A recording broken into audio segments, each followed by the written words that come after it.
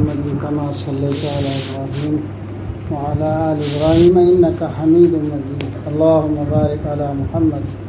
وعلى آل محمد كما باركت على إبراهيم وعلى آل إبراهيم إنك حميد مجيد أعوذ بالله من الشيطان الرجيم بسم الله الرحمن الرحيم ليس عليكم جناح أن تبتغوا فضلا من ربكم فإذا أفضتم من عرفات فاذكروا الله عند المشعر الحرام واذكروه كما هداكم وإن كنتم من قبله لمن الضالين ثم أفيضوا من حيث أفاض الناس واستغفروا الله إن الله غفور رحيم فإذا قضيتم مناسككم فاذكروا الله كذكركم آباءكم أو أشد ذكرا فمن الناس من يقول ربنا آتنا في الدنيا وما له في الآخرة من خلاق ومنهم من يقول ربنا آتنا في الدنيا حسنة وفي الآخرة حسنة وقنا عذاب النار أولئك لهم نصيب مما كسبوا والله سريع الحساب واذكروا الله في أيام معدودات فمن تعجل في يومين فلا إثم عليه ومن تأخر فلا إثم عليه لمن اتقى واتقوا الله واعلموا أنكم إليه تحشرون سورة بقرة के नंबर 198 तक हज़गी बतांग चा थवल इधरी हज़गी ओ मतौलों ता अमेशे या सिंगला हज़रत अबूदब सिंह अऊज़ु बिल्लाहि मिनश शैतानिर रजीम बिस्मिल्लाहिर रहमानिर रहीम नखोई द दोस्त नते नखोई न थी जबदा नखोई के रब की थौजाल हज़गी मनुंदा से ब्रिकेट मनुंदन सी हायरा मतों दगा दी हायरा इमोदु यां अदुगा नखोई न अरफात तगे हलकपदा निंगसिंगो अल्लाहबु मशअरिल हरामदा माबु निंगसिंगो माना नखोइबु लमजिंग बिखिबदु मरमदी तसेंगनमक नखोइसु ओइरंबनी मसिगी ममांगदा लंफैनबा सिंगी मनुंगदगी होगो मेबा नखोइसु से कुरान के लंबनेबा गलाना हो ईमान पुरे दो ईमान पुरता ईमान की तौफीक पिन ईमान पुरे मुसलमान नखोइसु पोंथो बिमल खामो सिगी ममांगदा एखोइसु कुरान से फंगद्रिङैदा लंफैनदा लेरम नत्र अमन हाय पंक्चर चतना कुरान की आया से खंगा मतुंगददी ईमान पुरे अदुइदुन तौबीमल खंगो लो अल्लाह की शुक्रिया अदा तो अदुइदुनि निंगसिंग बाहर से तो पता थील तो तो तिल सुंदर थील तो बोला अदुदगी खोंसालु नखोइसु मीसिंग न खोंसाना रखलिबा मफमदुदगी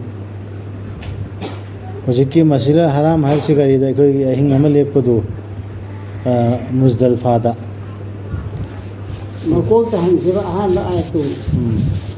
काम कुतरा बान सुबे तंत हराज लेते फैन सत्ता काय लेते अन तब तब फजलम रब्बिकुम दो दुकारिए न हलिबा नकोय द दोस्त नते नकोय न थी जबदा नकोय के रब की थौजाल सेतन काय है कारबार तो जब मामा बजानो सा सेंदा लंबी रोना हायरना लाना दु चाव सब पकाए तो पोचे लई बोलू कारबार तो रोना आगे चले कारबार की पो लई भी है कारबार की दमक तो से हम ओरी ने बस रोज नत्र कारबार तो भारत तो इना खुंदो भी हसगी सी भी तम जरा तो पलम तो लंबे लाख पर मीने सो मफम दे पोचे ले कारबार तो भी है सी से अते खंगल भी से भी ते खंगल भी तो हरम में हानिसन विसी रहे अदुगा नखोइना अरफात तगे हलकपदा निंगसिंगो अल्लाहबु मशअरिल हरामदा इदम मुजदलफादा मस्जिद अम लैदुगे मनाक्तरा अहिंग लेकपदो माबु निंगसिंगो माना नखोइबु लमजिंग बिखिबदो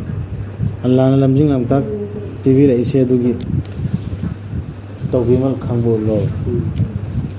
मरम दी तसेंगना न कोई सु ओरंबनी मसिगी मांगद लंफैना बसिंगी ये तो पन तप हम दे चलो हाय बिया और तुम सदा तो पंचल सिंगगी ना करा कुंबा अते पीते प्रधान गुमा करी गुमा सो सांग सिंगी होय सन नाइते ना कलम थेगा तौरे चलमे बा अदु मैं तौ सिंगा ni mayam se khadam hum do adu chalo do hum di aura ikas ka ta sinais adagi khongsalu na khoi su mi sing na khongsana le bom pham du dagi aduga ni jaw allah da ngak pi na ba tasena ma allah di kopi hebani kan bi hebani aduga nakhoi gi haj gi thoram sing mapung phana pang thok laba matung da ningsingo allah bu nakhoi na han na mama ngai da ningsing bagumna nakhoi gi napa na pu singbu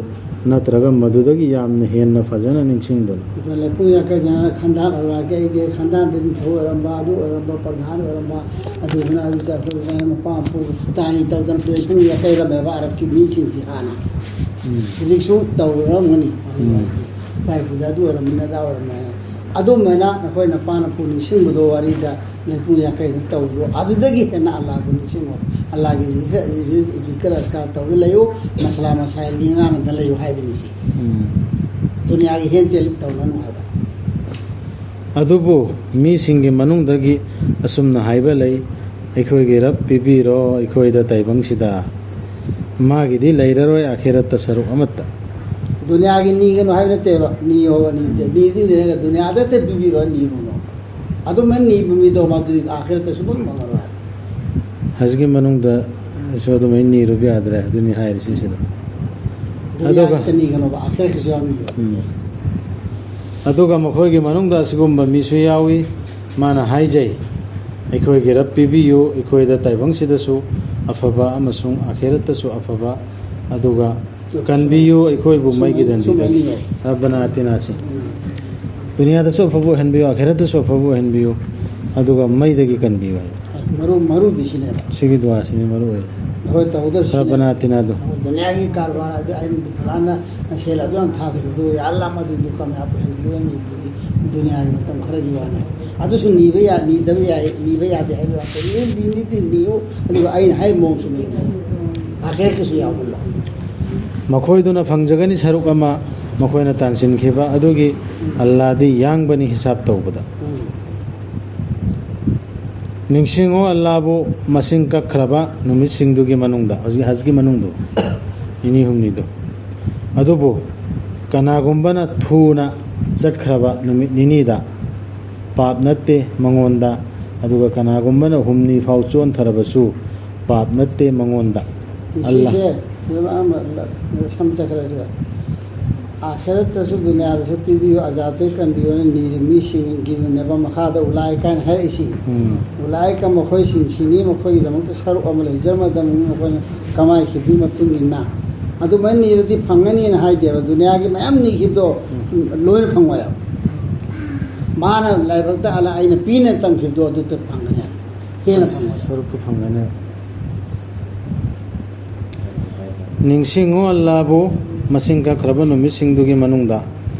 adubu kana gumbana thuna chat khraba numit nini da se khoi mina da leibedo hasgi mini da thuna chat kharde pap natte mangonda aduga kana gumbana humni khau chon thara hai se humni du wani ko mil humni do nung nini khakta nung langa ga lak se si han si yare ba ya muna natte humni khau chon thara ba so pap natte mangonda allah bu ki jaba magidi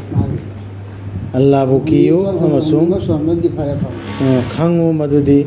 mangondani nakhoi bu amu khomjin gadabadu sigi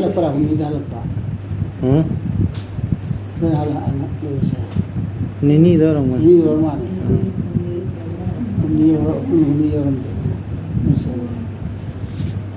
ni dalung langa mis